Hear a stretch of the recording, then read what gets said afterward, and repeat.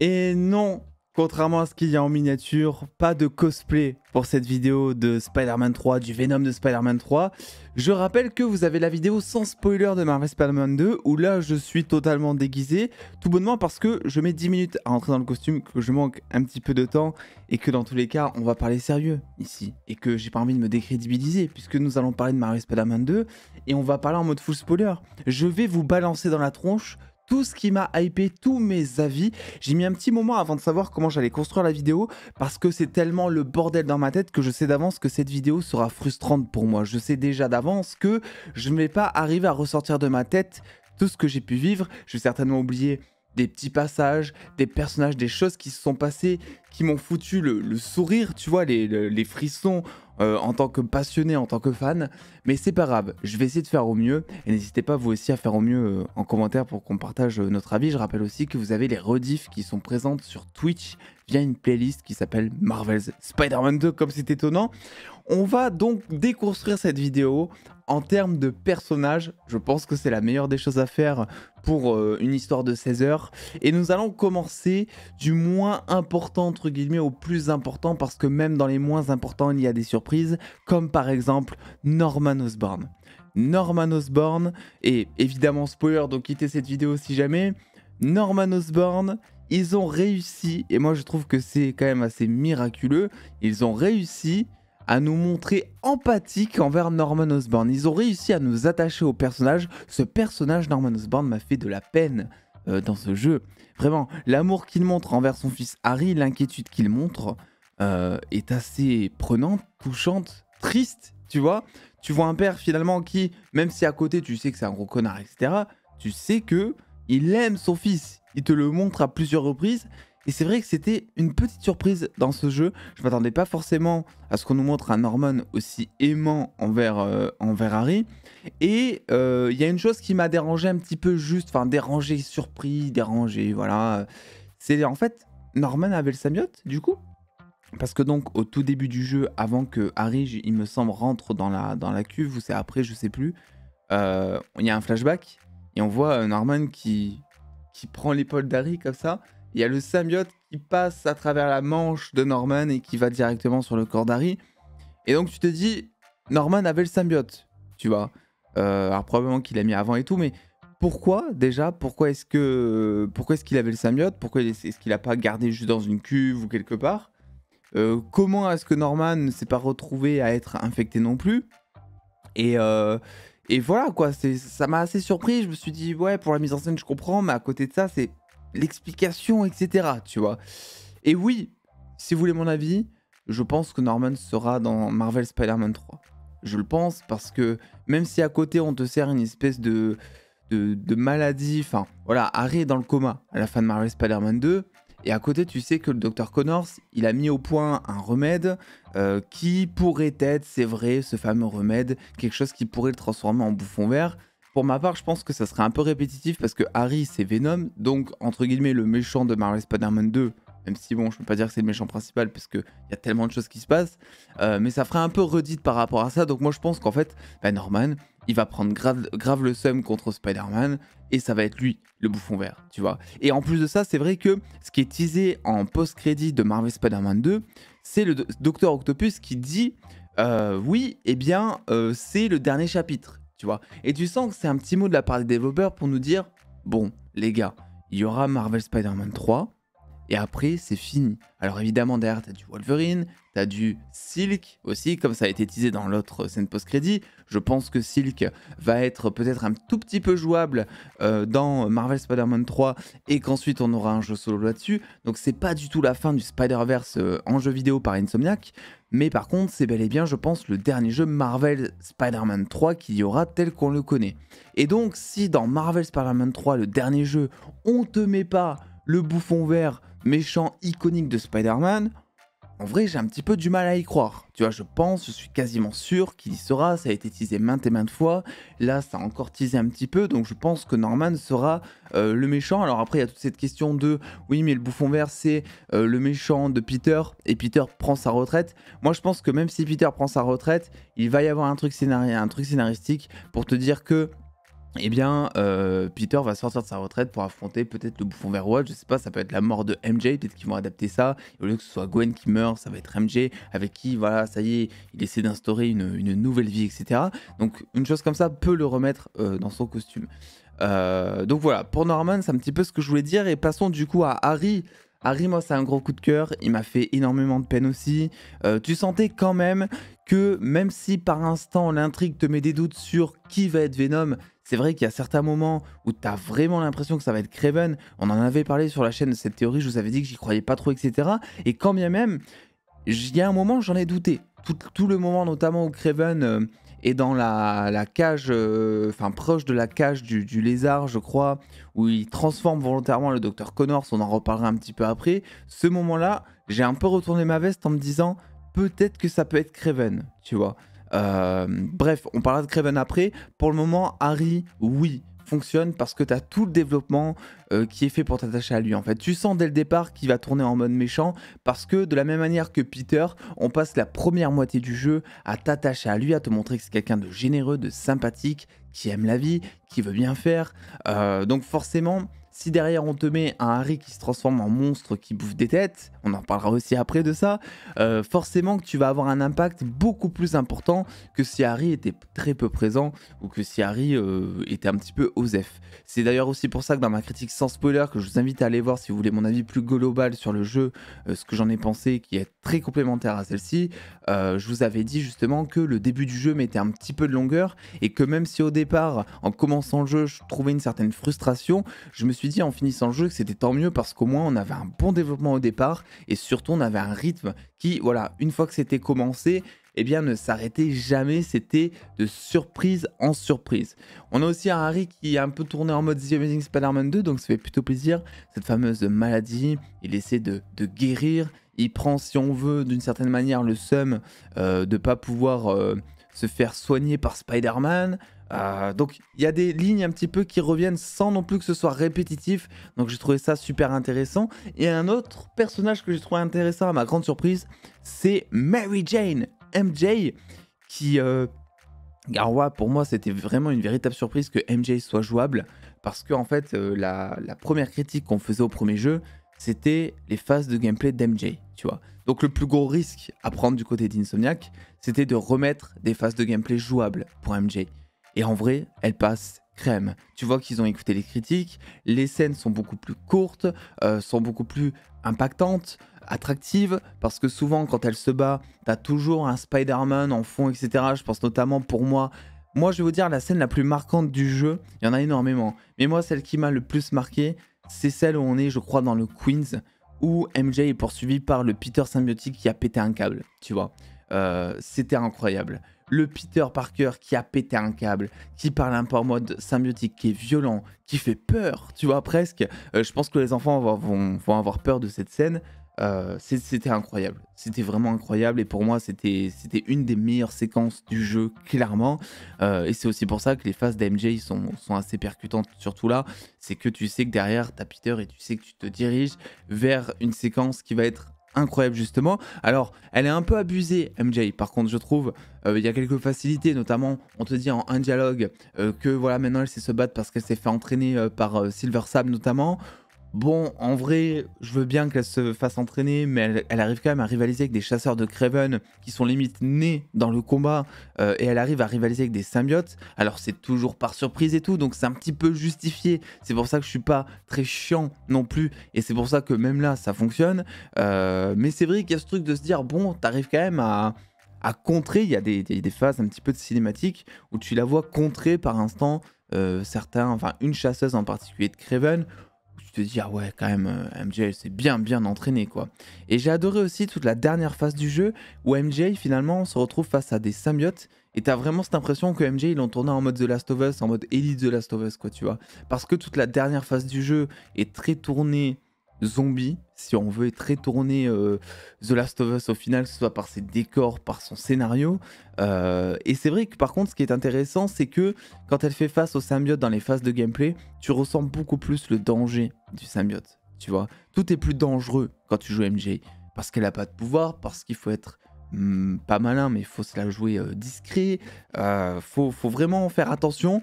Et là-dessus, ça fonctionne. On passe maintenant à Miles. Miles qui, je vais peut-être avoir un avis différent par rapport à la plupart des gens qui ont joué au jeu. C'est le personnage avec qui, on dira, j'ai eu le plus de déception. Alors attention, ça ne veut pas dire que je n'ai pas aimé le personnage ou que son histoire m'a déçu. Il y a de très très bonnes choses, on va en parler aussi. Mais disons que c'est celui où j'ai le plus de doutes, même si j'ai apprécié. Il prend beaucoup en responsabilité, Miles. On le sent hein, sur la longueur du jeu. Tu sens vraiment le Spider-Man bienveillant qui était Peter Parker avant, dans le sens où Peter Parker, c'est l'araignée sympa du quartier. Et tu ressens vachement ce truc avec Miles, je trouve, avec tout l'aspect communautaire qu'il apporte aussi à Harlem, à New York, etc. Tu sens qu'on peut toujours compter sur lui, que ce soit pour un chat qui est coincé dans un arbre ou pour un problème symbiotique en plein New York. On a aussi eu le combat Miles-Peter qui était incroyable, on le savait, on en avait parlé sur la chaîne qu'il y serait, et qui est selon moi d'ailleurs peut-être le plus compliqué du jeu. Voilà, pas le plus long, mais le plus compliqué. En tout cas, c'est celui avec lequel j'ai eu le plus de mal. Peter symbiotique contre Miles. Voilà, je sais pas, dites-moi en commentaire quel a été le boss où vous avez eu le plus de mal, ça m'intéresse. Mais moi, c'est vrai que c'est celui-là. C'est vrai qu'à côté de ça, eh bien, même si le personnage est apprécié, même si il a un arc autour de Mister Négative qui est incroyable, avec la rédemption de Mister Négative, et qui, moi, m'a fait apprécier Mister Négative, parce que c'est vrai que même si c'était le méchant du premier jeu, c'était pas forcément un personnage que j'avais énormément apprécié pour le coup, eh bien, c'est vrai que Miles, à côté de ça, je trouve qu'on est resté très en surface sur ses intrigues secondaires. Je pense notamment avec sa relation avec sa copine, si on veut, avec qui on sent pas énormément d'alchimie. Je pense aussi à ses cours. Voilà, ça introduit que comme quoi il se voile un peu la face, il préfère sortir jouer Spider-Man plutôt que continuer un petit peu ce qu'il a à faire en termes de responsabilité civile, on dira. Je trouve que tout ça, ça n'a pas été énormément développé. Et pareil, quant à sa mère donc qui apprend à la fin, ou à la moitié, je ne sais plus, de Spider-Man Miles Morales qu'il est Spider-Man. Tu vois, il s'est passé des trucs graves à la fin de Miles Morales, et je trouve qu'on la voit pas plus s'inquiéter que ça. Dans ce jeu, on la voit pas trop, sa mère. Donc voilà, je trouve qu'il y a des choses qui ont été vraiment laissées de côté, même si l'arc principal autour de Mister Négative est très réussi. Je trouve que c'est dommage en termes de développement de personnel d'être resté en surface finalement sur tout ça. On a ensuite évidemment Peter. Peter, bon alors, il y a deux personnages, Peter. T'as le Peter de la première moitié de jeu, très aimant, très optimiste, très positif. Le Peter Parker classique quoi au final. Et t'as la deuxième moitié du jeu où là tu as un Peter qui devient totalement fou, avec presque un traitement sur l'addiction qui est fait en fait face au costume. C'était quelque chose que Sam Raimi avait tenté de faire. Il y avait, moi je trouve, un petit peu fait aussi dans Spider-Man 3 avec le Black Suit.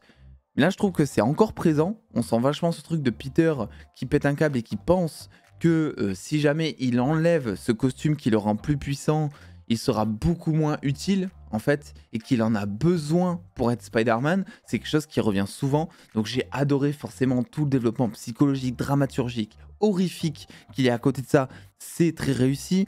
Le costume symbiotique qui évolue au fur et à mesure du jeu, voilà, qui au début est tout lisse, qui au final devient un peu écorché, qui par la fin se transforme presque en costume de Venom, presque en tout cas, sans la grosseur et tout, mais très écorché de partout, etc. Le sound design, la violence quand on joue le costume symbiotique, incroyable. La puissance, c'est tellement jouissif. On en reparlera après quand on parlera justement de Venom. Mais oui, Peter est très réussi.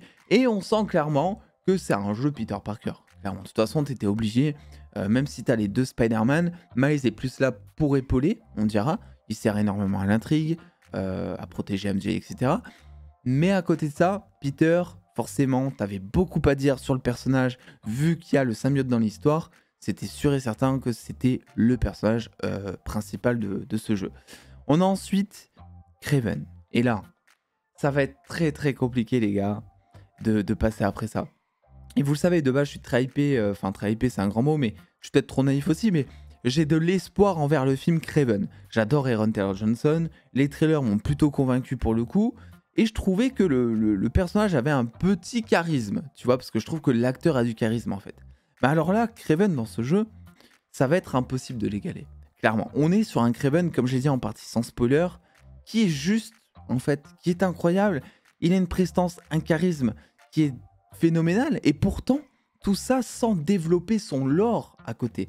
Parce que tout ce que tu sais de Kraven, si tu fais pas les quêtes secondaires, c'est que c'est un personnage qui est dangereux, psychopathe, qui veut chasser des proies, qui est peut-être une visiblement parce qu'il a toute une armée avec de la technologie, etc.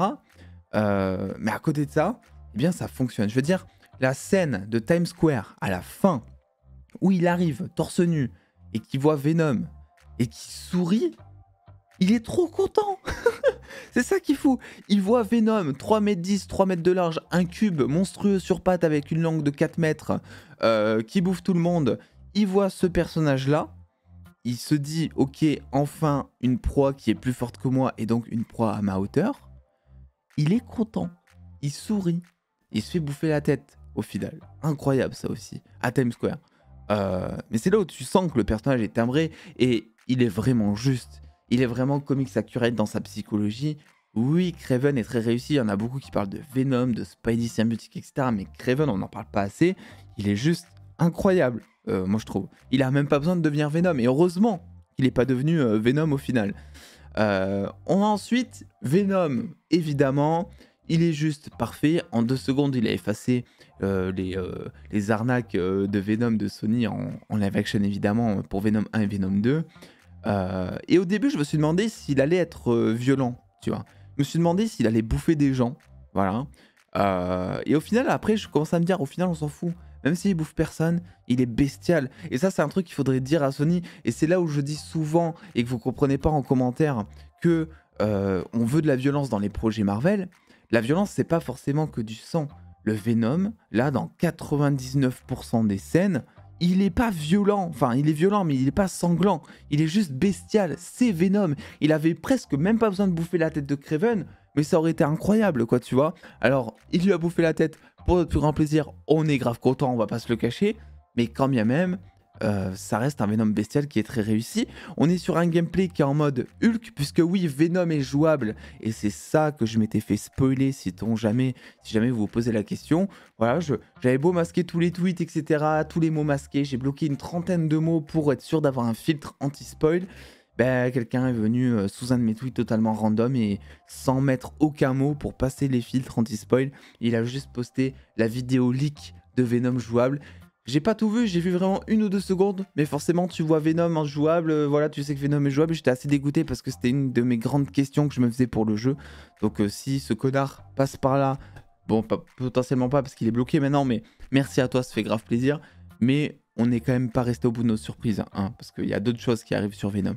Concernant son gameplay, alors, je vais peut-être aussi pas me faire des amis ici, mais Venom, concernant son gameplay, est très jouissif. On est sur un gameplay type Hulk. Tu vois, c'est ultra jouissif, mais je trouve que c'est bien que ça ait duré juste une séquence parce que même pour la grande séquence jouable, badass, etc., parce que oui, Venom est badass, il a lui aussi du charisme, je trouve qu'il y a une certaine lassitude qui commençait à s'installer vers la fin, et à titre d'exemple, je préfère largement jouer le Peter symbiotique qui lui a des compétences, a des mouvements, a même des lignes de dialogue qui sont incroyables, que Venom. Venom, c'était vraiment un délire de fan. Ils nous l'ont mis pour une séquence. Tu sens clairement la volonté d'Insomniac de te dire bon, les gars, vous l'avez demandé. On vous le met. Venom jouable. La dernière fois que j'avais joué Venom, c'était sur le jeu Ultimate Spider-Man. Il était incroyable là parce que tu pouvais bouffer des gens. Il te servait à régénérer ta vie, etc. C'était trop satisfaisant. Je sais pas si depuis il y a eu un jeu où Venom est jouable. En tout cas de la même manière, je crois pas. Mais bref, voilà, Venom, grosse réussite évidemment. Et là, les surprises arrivent. C'est-à-dire qu'à partir du moment où Venom arrive dans le jeu, il y a vraiment tout un autre aspect au jeu qui est pris. La ruche. L'adaptation de Knull. Knull, le dieu symbiotique. Les ailes de Venom derrière. On te compare Venom à un dieu symbiotique. Donc quelque part, ils t'ont mis du Knull dans ce jeu avec Venom. Scream. Oh, mais j'ai pété mon crâne. Alors même si Scream, pour moi, était le boss le plus chiant à battre, parce que c'est vrai qu'il suffit que tu te gourres 2-3 fois et vu que c'est une scène ultra puissante où t'as Peter qui gueule, où t'as Scream qui gueule, quand tu dois te retaper à chaque fois les mêmes dialogues 2-3 fois, au bout d'un moment t'as la tête, elle va exploser, tu vois. Donc pour moi, c'était vraiment la partie, enfin le boss le plus chiant, on va dire, à combattre. En tout cas, parce que j'arrivais pas à le battre d'une traite, on dira.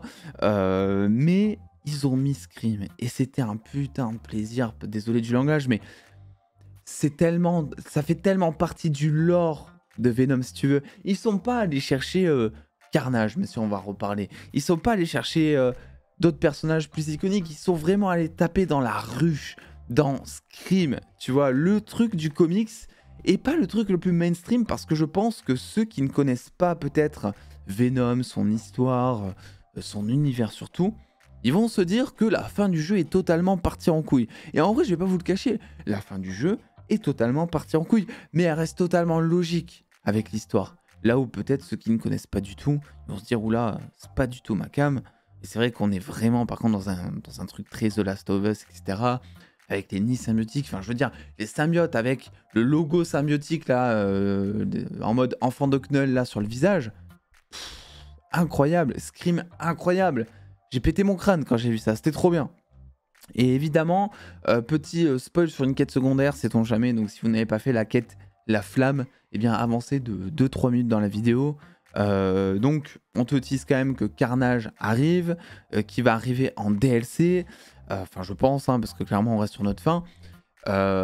Et j'ai hâte de voir ce qu'ils vont en faire, même si selon moi c'est pas vraiment un personnage que j'attendais. Beaucoup, je sais, avaient cet espoir une fois qu'ils ont vu Scream de voir peut-être Carnage en tant que boss dans le jeu principal. En vrai, moi je trouve qu'il n'y a même pas besoin de Carnage, parce que pour le côté symbiotique Carnage justement, bah, Venom faisait très bien le taf. Je veux dire, t'as déjà ses mains qui se transforment en armes, il est déjà assez bestial, violent et tout. Donc Carnage, ça ferait un peu redite. Par contre, ce qui est présent dans la flamme, ce qui est très intéressant, c'est Cletus Cassidy, par contre, qui lui est vraiment tourné en mode gourou de secte et qui est selon moi la partie qui peut être ultra intéressante de Carnage. Donc j'ai hâte de voir ce qu'ils vont en faire. Mais c'est vrai que pour l'instant, je sors du jeu, donc recombattre un espèce de Venom, parce qu'il a tellement été bien traité là dans le jeu principal que ça m'intéresse pas forcément d'avoir Carnage en tant que boss. On passe maintenant à quelques petites surprises aussi que j'ai eues, notamment Black Cat. Alors Black Cat est très peu présente dans le jeu. C'est pas quelque chose qui moi m'a dérangé parce que après tout elle était présente en DLC dans Marvel Spider-Man 1. Donc je vois pourquoi elle serait beaucoup plus présente dans Marvel Spider-Man 2. D'autant plus qu'il y avait tellement de choses à faire, pour moi c'était pas la priorité. La scène où elle est là, mais j'ai pété mon crâne aussi. C'est-à-dire qu'à partir du moment où le premier portail, si on veut, de Doctor Strange apparaît, je me suis dit, mais qu'est-ce qu'ils nous font? Alors vous avez les réactions qui sont toutes dispo dans les rediff live et tout. Si jamais ça vous intéresse, c'est dispo dans le commentaire épinglé avec le lien Twitch et tout. Mais c'était ouf. Et puis même le SSD qui permet de passer d'un monde à l'autre, de passer à travers les portails, c'était presque un fantasme de fan de Doctor Strange, tu sais, qui devient réalité. Alors il y a une fausse polémique, encore une fois. Ça y est, il y a une ligne de dialogue où Black Cat dit « Oui, je dois rejoindre ma copine à Paris ». Et là, t'en as beaucoup qui se sont sentis insultés. Mais les gars, vous êtes tous des fragiles, qu'est-ce que vous voulez que je vous dise? On s'en fout. À quel moment ça change le personnage? Franchement, on s'en bat la chocolatine. Il y a un mot qui est dit, ma copine. Ça y est, ils ont pris peur déjà. Ils se sont dit, oh, ça y est, ils détruisent le personnage. Oh, walk. Vous me fatiguez vraiment, ça ne sert à rien. Vraiment, on s'en fout. Et enfin, on va parler des tenues. Les tenues. Alors, faut partir quand même du principe que moi, je suis pas un énorme fan des tenues Marvel Spider-Man. Parce que je suis très team classique, dans le sens où moi, j'adore Spider-Man. Et mon costume préféré, c'est son costume en tissu rouge et bleu. Tu vois, le truc le plus basique, le plus chiant du monde, tu vois. Alors évidemment, je suis très content de débloquer de nouvelles tenues parce qu'il y a le côté où derrière, tu essaies d'avoir toutes les tenues, etc. Donc ça marche super bien pour ça. Mais c'est vrai qu'à côté, moi, je reste avec le costume anti-Venom. Parce que oui, nous allons en parler du costume anti-Venom juste après. Pour les tenues, je trouve que c'est peut-être un point décevant. Je sais pas ce que vous en pensez si vous êtes fan des tenues. Je trouve que la plupart des tenues qu'on débloque, déjà c'est des tenues qu'on avait dans le premier Marvel Spider-Man. Il y a très peu de tenues au final qui sont très très inédites en tout cas. Et puis c'est vrai que Le fait de débloquer des variantes de couleurs, c'est plutôt une nouveauté qui est sympa. Moi, je suis resté avec le costume anti-venom pour jouer RP parce que finalement, t'as des tentacules qui partent des bras et je vois mal les tentacules qui partent des bras avec le costume rouge et bleu. Tu vois, je sais pas. Logiquement parlant, ça me pose un souci. Ou même mettre le costume de The Amazing Spider-Man 2 avec des tentacules blanches qui partent des bras. Ça aussi, ça me poserait souci. Tu vois. Donc, voilà, là-dessus, je reste avec ce costume. Et on va aussi parler du costume de Miles à la fin, qui est selon moi horrible. J'ai vu que des retours qui disent justement que le costume de Miles qui est révélé à la fin, avec le haut de la tête, voilà, qui laisse passer les cheveux, etc., qui te font reconnaître Miles, si jamais d'ailleurs tu le connais. Bon, il n'y a pas eu de super bons retours. Je trouve qu'il y a des variantes qui sont un peu plus belles en termes de couleurs, mais clairement, il y a 10 fois mieux, en fait, en termes de costumes. Donc voilà. Bon, c'était pas non plus un point négatif, hein. C'est juste en préférence, les goûts, les couleurs, tout simplement. Et enfin, parlons finalement du costume anti-Venom. Là aussi où j'ai pété mon crâne. Déjà, merveilleusement bien amené dans l'intrigue, avec toute la rédemption de Mister Négative. Mister Négative, ils arrivent quand même à te perdre parce que tu te dis plusieurs fois qu'il va mourir parce que tu sens depuis le départ où il est là, tu sens qu'ils te font un arc rédemption, tu sens qu'il devient entre guillemets gentil au fur et à mesure du jeu, et tu te dis il va mourir, tu vois, plusieurs fois.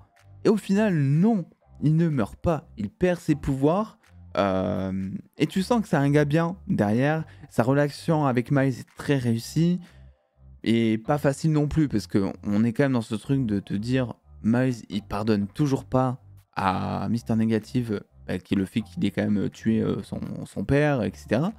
Mais derrière, tu sens une certaine maturité, une certaine responsabilité de Miles, qui est de dire, ok, bon là, c'est bon, c'est du passé, on va tirer un trait sur tout ça, on a besoin tous les deux l'un de l'autre, donc on va serrer les coudes, on va serrer la main, et puis on va avancer, tu vois. Et c'était beau, c'était bien, c'était incroyable. On fera que comme ça, je vais aussi parler de la scène où Peter s'infiltre donc dans le manoir, si on veut, de Kraven, que j'ai trouvé super cool, avec le tigre, vraiment très intéressant. J'ai pas non plus parlé d'humour dans ma critique sans spoiler, j'y ai pas pensé, parce que le jeu est beaucoup plus dark, mais il y a aussi de l'humour, et l'humour est génial. C'est Peter, c'est... Mais tu te dis, mais je suis désolé, hein, je reviens toujours là-dessus, mais tu te dis, mais bordel, si Marvel était comme ça. Le Peter Parker, enfin le Spider-Man et le Peter Parker dans ces 3 jeux, si on veut, sont tellement parfaits, tu vois. Tu te dis, comment tu peux passer à côté de ça? Alors il y a toujours le truc de dire l'adaptation, Tom Holland, c'était un ado, il va devenir adulte dans No Way Home, tout ça. Donc c'est encore un truc différent, mais c'est vrai que c'était incroyable. Et d'ailleurs, les gens le savent, à ce jour, PlayStation a communiqué les chiffres, alors j'ai plus les chiffres exacts, mais c'est le jeu le plus rapidement vendu de la PS5. Ça défonce absolument tous les records, donc j'ai hâte de voir, moi, sur plusieurs années, si ça va franchir les records des précédents jeux. Et franchement, il y a moyen que ça le fasse, parce qu'il y avait une énorme attente, et c'est ça qui est beau, c'est que les attentes ont été remplies, selon moi. Il n'y a pas énormément de personnes qui ont été déçues par ce jeu. À la rigueur, il y a des gens qui sont un peu plus déçus par le dernier tiers du jeu, de ce que j'ai compris, parce que ça part totalement en couille. C'est vrai qu'il y a ce truc aussi de se dire qu'il y a beaucoup de boss d'un coup à battre durant, je pense, les 3 dernières heures de jeu. Et en plus, c'est vrai que les phases de jeu sont assez à rallonge, parce que comme je l'avais dit dans ma partie sans spoiler, il y a beaucoup de phases, tu sens que c'est pour étirer un peu la longueur du jeu, etc. Ça peut être assez répétitif par instant. Et c'est vrai qu'à la fin, quand tu sors de 3-4 combats de boss, t'as le cerveau un peu qui est fatigué, surtout quand tu sors de plusieurs tentatives avec Scream, hein, on va pas se le cacher. Mais, eh bien, je trouve que ça a absolument pas déçu. Et en stream, j'ai posé plusieurs fois la question. Je sais que c'est très compliqué de comparer différents médiums, jeux vidéo, l'animation avec Across the Spider-Verse, le live action avec Tom Holland, le live action avec Andrew Garfield, Tobey Maguire. Mais est-ce qu'on serait pas sur la meilleure adaptation de Spider-Man, tu vois? Et en même temps, c'est très facile de dire ça parce que, à la différence du film du film d'animation ou du film live action, là, t'as quand même presque 16 heures de jeu pour développer un personnage.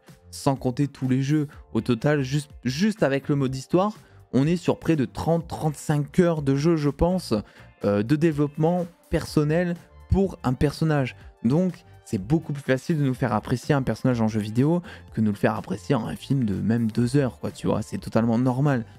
Mais derrière, tu as quand même ce truc de te dire, ah ouais, c'est quand même phénoménal. Donc voilà, j'essaie de réfléchir parce que c'est sûr et certain, je vous le dis, que j'ai oublié des choses à dire. Mais allez voir les rediffs de stream. Vous avez 4 streams de 4 heures chacun. Si jamais vous vous embêtez à mettre en fond ou autre, si vous voulez avoir mes réactions sur les moments clés du jeu, mes avis, c'est là où il y aura tout en fait, parce que c'est le moment présent et au moins tout est immortalisé. Je remercie encore les personnes qui étaient là sur ce stream de 8h jusqu'à minuit environ pour la première journée et la deuxième journée toute l'après-midi, parce que vous avez contribué énormément à faire de ce moment de fan un moment qui restera dans les annales d'un fan de Spider-Man au final. Donc merci à vous. Évidemment, si vous vous posez la question, j'espère que j'aurai le temps, parce qu'en ce moment le temps manque un petit peu, mais que j'aurai le temps de vous fournir des vidéos peut-être théories sur la suite. Je vous ai vaguement parlé ici, j'en ai profité de la fin du DLC Carnage ou même des post-crédits, mais il y a plus à creuser je pense, donc on verra si j'ai le temps. Je vous fais des bisous et évidemment dès qu'il y aura des DLC, mais Insomniac, prenez mon argent, il n'y a aucun souci. Prenez mon argent. Donc voilà, je vous fais des bisous tout le monde. Je vous laisse aller voir la vidéo sans spoiler.